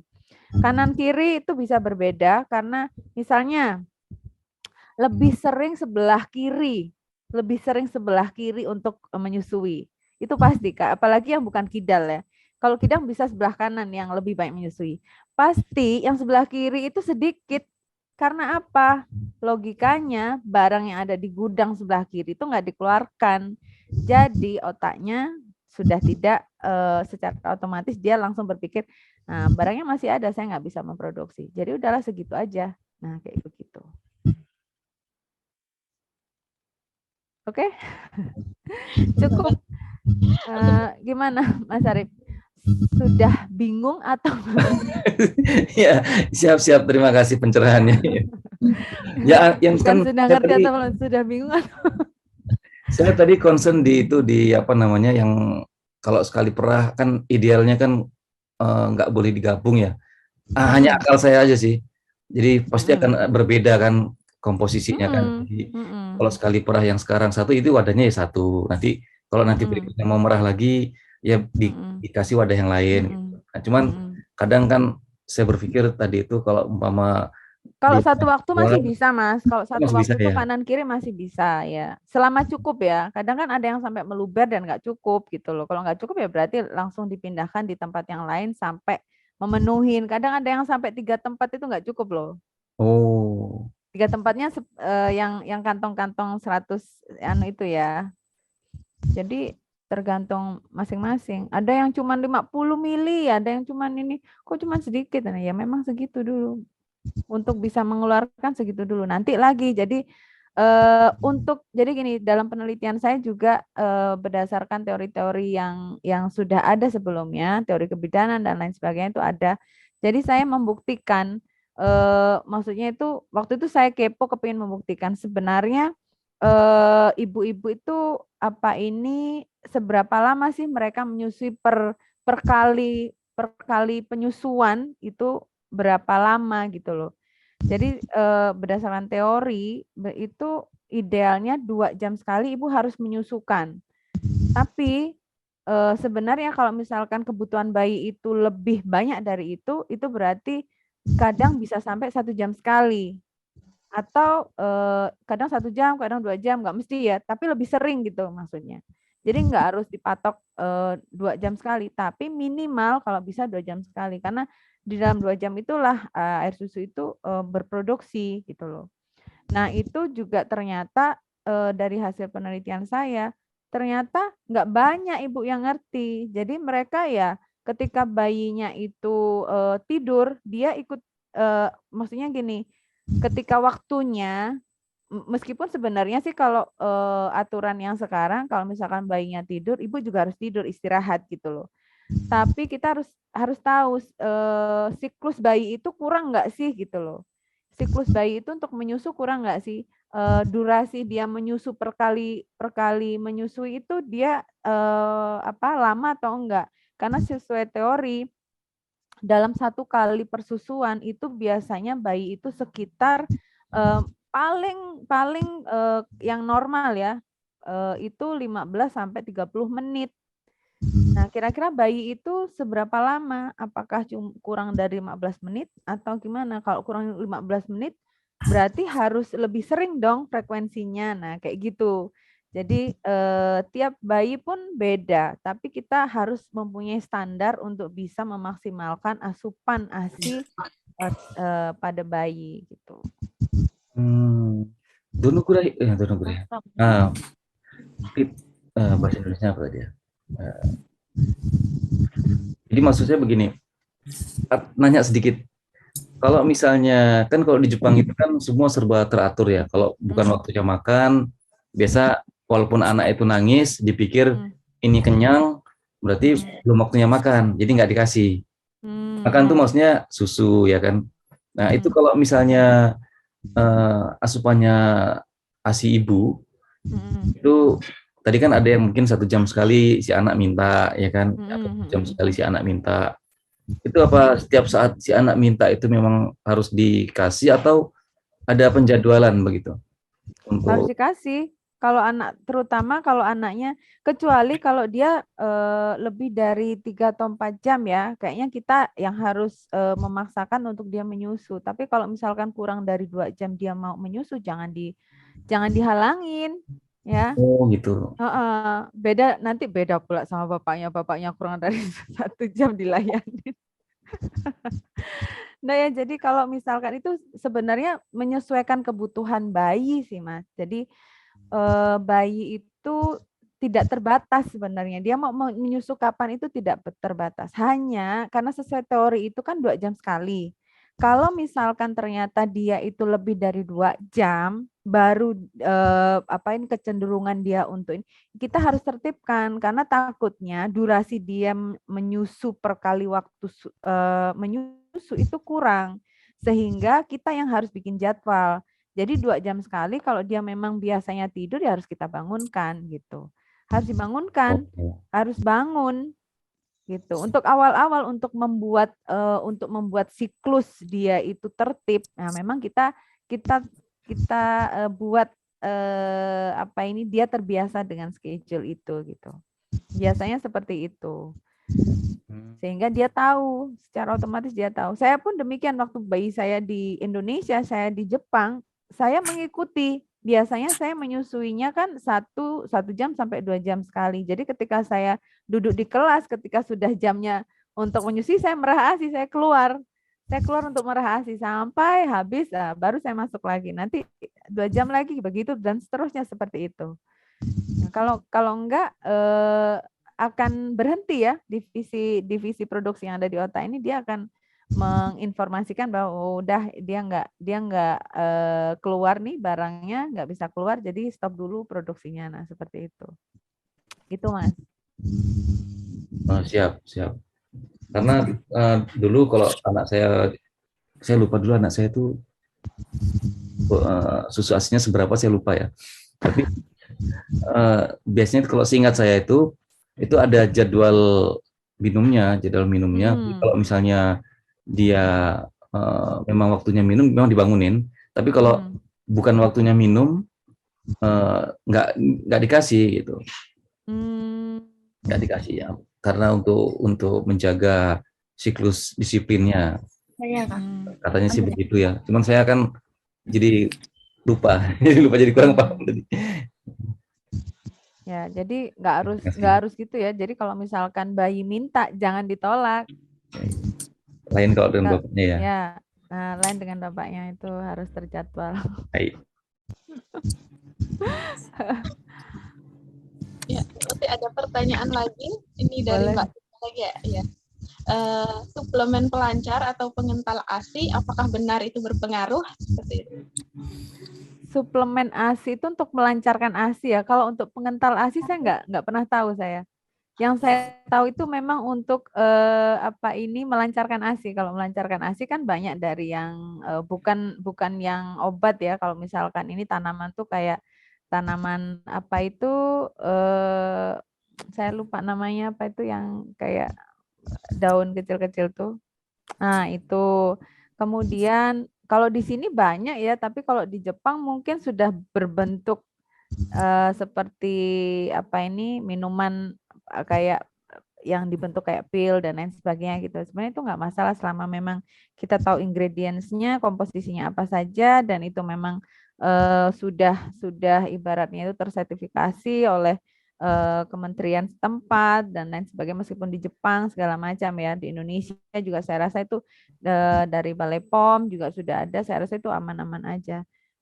Kalau yang saya dulu sih pengalaman sih tidak hanya dari suplemen seperti itu ya, tapi kayak minum aja gitu loh, minum aja itu bisa lancar loh ASINya gitu. Minum yang cukup itu insya Allah ASINya akan bertambah, maksudnya ASI itu ya seperti itu. Tapi memang untuk bisa berkualitas kita harus mengkonsumsi makanan-makanan yang sehat ya. Jadi ya sayur itu kadang kan kalau di Indonesia ya, di Indonesia mungkin sangat berbeda dengan yang ada di Jepang. Kalau Indonesia kan kalau misalnya kita ngikut orang tua yang dengan strict dengan cara berpikir konvensionalnya itu kan, kalau setelah melahirkan ada yang nggak boleh makan ini, nggak boleh makan itu segala macam. Jadi ada pantangan-pantangan yang sebenarnya itu nggak perlu dilakukan gitu loh.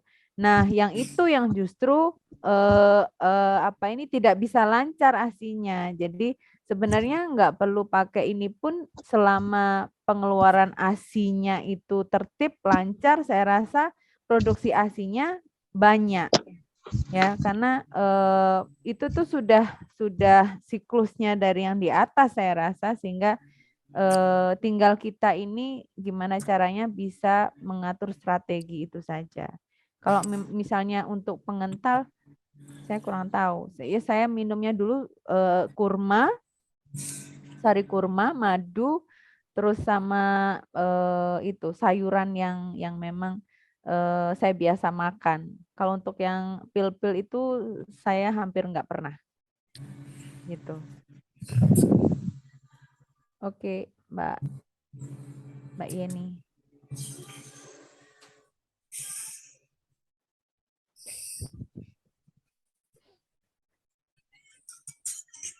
Masih belum di-unmute, Mbak. Oh ya, maaf. Ya, terima kasih Mbak Alti. Mohon maaf ini ada sedikit tambahan personil kecil. Semoga bisa menjawab pertanyaan dari Mbak Lydia tadi ya tentang suplemen lancar, mungkin ya lebih tepatnya ya seperti itu. Berarti kalau untuk melancarkan atau biar produksi ASI lebih banyak itu lebih banyak cairannya ya yang harus kita konsumsi. Ya, bukan. Nggak boleh kurang. Berarti makannya kurang seperti itu berarti bukan ya Mbak? Kalau di Jepang kayaknya enggak lah kalau kurang, Mbak. Oh, ya, gitu. Ya, untuk teman-teman sekalian kalau ada pertanyaan mungkin masih bisa ditunggu sedikit ya. Sekalian saya mau tanya sedikit Mbak. Kalau kan ada pas di awal itu kelahiran untuk ibu pertama mungkin ya, seperti itu kan melahirkan anak pertama kali kan pasti banyak tekanan, mungkin juga kurang ilmu ya dari kita sendiri seperti itu. Pas ketika anak lahir juga ketika tinggal dengan orang tua, apalagi di Indonesia sendiri kan banyak keluarga sebenarnya mendukung, cuma kan kadang kalau terlalu banyak orang juga bikin ibu itu pusing ya. Jadi istilahnya yang baby blues kayak gitu keluar seperti itu. Nah itu sebenarnya peran ayah ASI itu harusnya lebih tepatnya seperti apa kalau misalnya dia sendiri juga seorang ayah pekerja ya yang tidak bisa standby di rumah sedang istrinya baru saja lahiran dengan kondisi yang bisa dikatakan baby blues seperti itu. Saya kemarin itu sempat ada sharing juga dengan teman yang baru habis lahiran, anak pertama juga kurang lebih mengalami baby blues seperti itu. Jadi ASINya nggak keluar, baru habis pikiran, terus ada kalau di Jawa itu kan ada tradisi tilik gitu seperti Mbak ya. Tilian gitu ya dari para keluarga, tetangga, atau teman pada datang. Jadi kan nggak ada waktu istirahat untuk ibu seperti itu. Jadi lebih stres lagi mungkin ya kayak gitu. Jadi sebenarnya gimana harusnya peran ayah atau ibu sendiri itu untuk mengontrol emosinya seperti itu. Ya. Lancar. Jadi kalau dari ayahnya sendiri sih, kalau misalkan kita ngomongin tentang bagaimana pengasuhannya ketika ayah bekerja juga, ibu bekerja juga, peran ayah adalah memastikan bahwa yang mengasuh bayinya itu pro ASI eksklusif, pro ASI. Nah, dan itu kalau perlu harus ada training. Beneran, harus ada training. Kan nggak semua orang tahu bagaimana cara menyimpan ASI perah, bagaimana cara menyajikan ASI perah, bagaimana nanti misalkan kalau di Jakarta ada beberapa yang sudah menyediakan ini antar jemput ASI. Nah, antar jemput ASI. Dia harus tahu gimana caranya untuk memesan antar jemput itu untuk mengambil ASI yang dari ibunya di kantor. Atau misalkan tahu ibaratnya alat transportasi yang biasa dipakai ibu untuk mengantarkan ASI perah. Karena dia juga harus tahu, si pengasuh itu harus tahu jam berapa biasanya anak ini membutuhkan ASI. Ya, biasanya sih kalau ibu-ibu yang sudah bekerja, yang sudah terpapar dengan informasi, dengan keluarga, termasuk suami yang support, dia pasti sudah mempunyai stok. Pasti sudah punya stok ASI perah itu pasti sudah ada. Harusnya seperti itu, idealnya seperti itu. Karena kalau belum ada, jadi gini, kalau untuk ibu bekerja, ayah bekerja, itu memang sebaiknya dari awal ketika ASI itu keluar ya, begitu lahir keluar, kalau misalnya ASI itu sudah keluar, sebisa mungkin itu sudah harus di stok. Kan kalau di sini waktu 2 bulan itu untuk menyimpan ASI itu nggak banyak sebenarnya. Dan itu sudah harus dipaparkan karena apa? Yang bikin baby blues itu sebenarnya karena bayi tidak terbiasa dengan mengkonsumsi ASI perah. Bayi itu tidak biasa dengan menggunakan alat-alat yang digunakan untuk dia mendapatkan ASI. Yang dia tahu dalam otaknya itu adalah langsung mengkonsumsi, langsung hisap dari payudara ibu. Dan itu membuat stres si bayi sebenarnya kalau kita tidak membiasakan dari awal. Jadi ada pertanyaan malah gini, kok anak saya bisa ya, maksudnya dengan menggunakan DOT, jadi dua-duanya jalan gitu loh. Ya itu karena keterpaparan sebenarnya, tapi somehow lama-lama dia pasti akan lebih memilih DOT daripada puting ibu. It's only a matter of time, jadi itu hanya masalah waktu aja gitu. Kapan dia akan berhenti untuk menghisap payudara ibu. Karena dia pasti akan lebih nyaman dengan menggunakan botol DOT itu. Karena botol DOT hisapannya lebih ringan daripada dia harus menghisap payudara ibu. Gitu. Jadi harus ini ya, intinya ayah harus lebih kuat dalam memberikan tameng, dalam memberikan pengawasan, dalam memberikan hiburan kepada ibu yang sedang baby blues ya, memastikan bahwa ibu itu selalu bahagia dalam masa penyusuan. Itu aja sebenarnya. Jangan sampai bikin stres. Berarti kalau misalkan masih ada yang LDR seperti itu ya, suami jauh seperti itu, jadi kan dukungannya juga tidak secara langsung, apakah itu suami bisa dikatakan ayah ASI juga seperti itu, apa gimana ya. Biar bisa. Sebenarnya untuk mengkonfirmasi dia ayah ASI atau enggak, sebenarnya kan memang yang paling utama kan butuh keberadaan ya. Keberadaan itu eksistensi di dekat kita, di dekat seorang ibu. Tapi selama dia mendukung dan apalagi caranya seperti apa dukungannya ya, termasuk itu tadi kalau misalkan memang kan sekarang teknologi udah bukan hal yang sulit ya ibaratnya, apalagi di Jepang. Ya kalau misalkan mau pengen tahu pengasuhnya itu ngerti atau enggak kan bisa di Zoom. Coba kamu bikinkan ini ASI perah untuk cairkan ASI PRA untuk si Dedek misalkan. Nah, boleh di training seperti itu gitu. Yaitu itu dalam yang ada dalam pikiran saya ya, gimana caranya supaya untuk mengetahui benar-benar anak kita ini berada di dalam pengasuhan yang benar supaya dia tetap bisa mengkonsumsi ASI gitu loh. Melalui ASI PRA dia kan harus tahu gitu. Terus ada banyak sebenarnya cara-cara untuk seorang ayah yang jauh dari rumah untuk bisa mengetahui. Jadi nggak hanya cuman gini aja, dah pokoknya apa kata kamu aku bahagia misalnya. Kadang kan kayak gitu. Ya kita butuh aktualisasi ya. Butuh aktualisasi yang benar-benar melihat bahwa awareness dari seorang ayah itu memang lebih besar daripada ibu gitu loh. Nah, itu yang diharapkan sebenarnya. Jadi bukan hanya kamu butuh berapa duit. Nah, seperti itu kan kadang suka kayak begitu aja gitu. Padahal kita membutuhkan lebih dari itu. Ya duit ya iya, maksudnya bukan ya terus duit.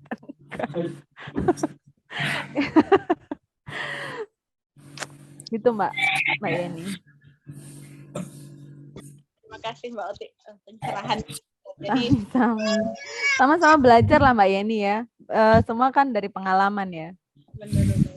Berarti posisi ayah yang tidak di samping ibu secara langsung pun bisa menjadi ASI. Bisa banget, tergantung kreativitas aja sebenarnya itu.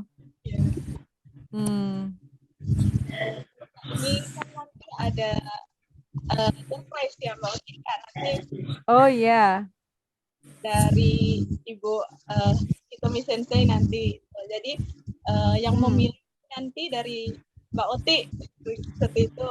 Jadi dari beberapa pertanyaan yang masuk tadi, bisa dari Mbak Aci yang udah sharing tadi pengalamannya, ada Mbak Lydia ini posisinya di mana? Untuk di Jepang aja ya berarti Mas Arif ini ya?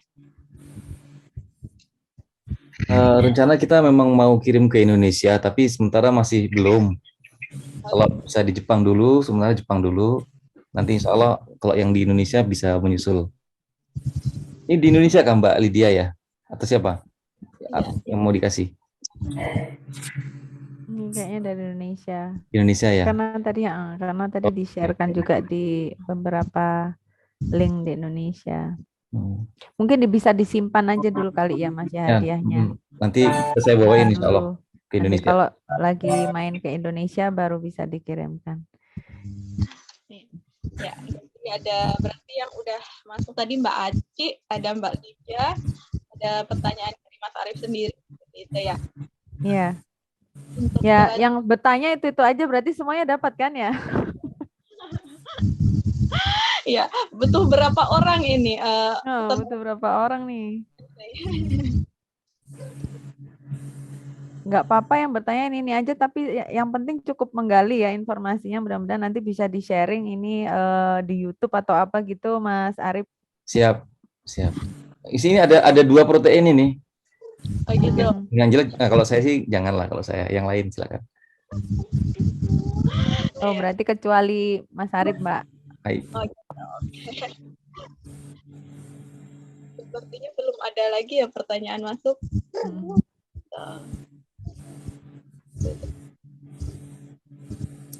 Mungkin bisa dicukupkan kali ya, Ustadz Arif, sampai jam berapa ini maksimal, atau Mbak Oti? Saya rasa cukup kalau saya sih, kalau nggak ada boleh dicukupkan. Nah, mungkin. Oh ini Mbak, satu lagi saya mau menyampaikan, insya Allah nanti kalau misalkan sudah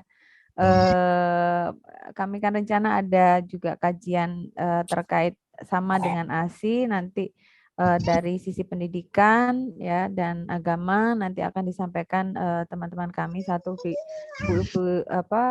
Bu Ufi Ruhama dan satunya Ibu Riani yang mungkin nanti akan diskusikan dengan pihak Prem Kansai dan pimpinan pengajian Aisyah Wal Asri.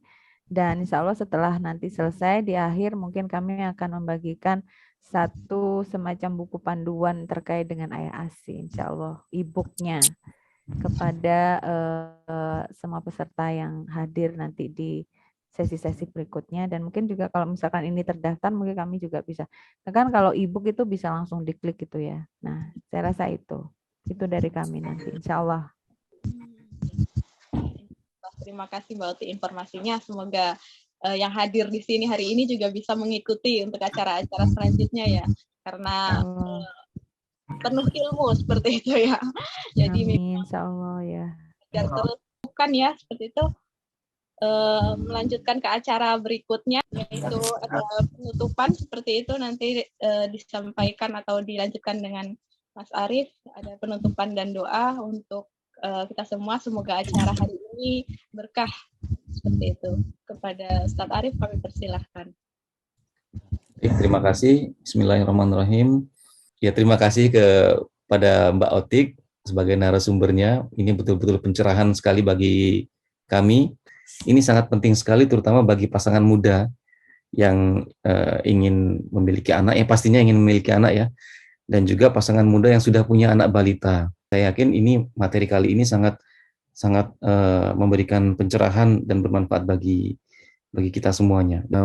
Billahi fisabilil haq fastabiqul khairat. Nasrun minallahi wa fathun qarib wa basyiril mu'minin. Dan mari kita tutup dengan doa bersama. A'udzubillahi minasyaitonir rajim. Bismillahirrahmanirrahim. Alhamdulillahirabbil alamin. Allahumma shalli ala Muhammad wa ala ali Muhammad. Rabbana atina fid dunya hasanah wa fil akhirati hasanah wa qina adzabannar. Allahumma shalli ala Muhammad wa ala ali Muhammad. Walhamdulillahirabbil alamin. Terima kasih sekali lagi. Sekian dari kami. Wassalamualaikum warahmatullahi wabarakatuh.